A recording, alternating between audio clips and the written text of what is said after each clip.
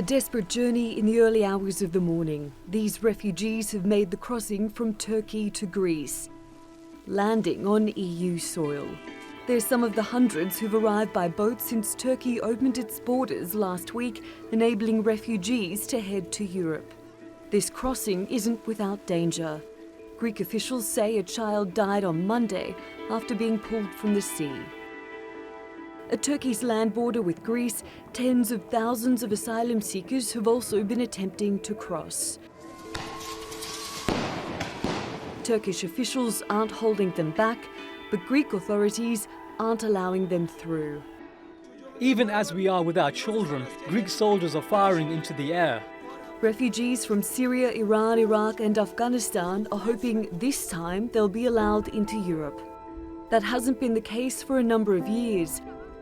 After a 2016 agreement Turkey signed with the EU to stop the flow of refugees in exchange for financial aid.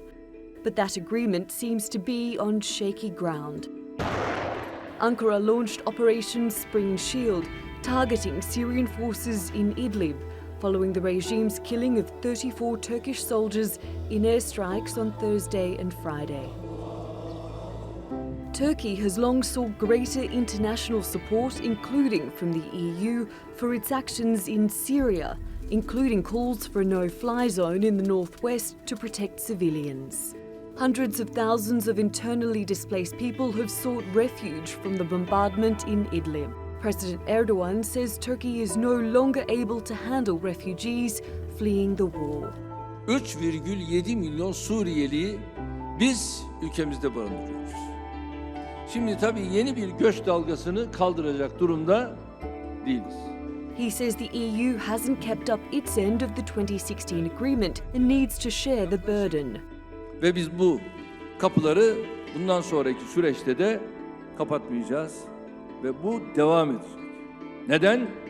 Avrupa Birliği sözünde durması lazım.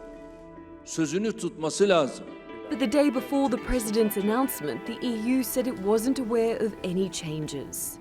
We have not been notified by our Turkish partners that they are changing their policy, which they applied so far when it comes to migrant issues or refugee issues. It's clear any political and diplomatic solution will take time, but at what cost to the people trying to reach Europe and to Syrians still trapped by fighting in Idlib? Natalie Poyhonen, The Newsmakers.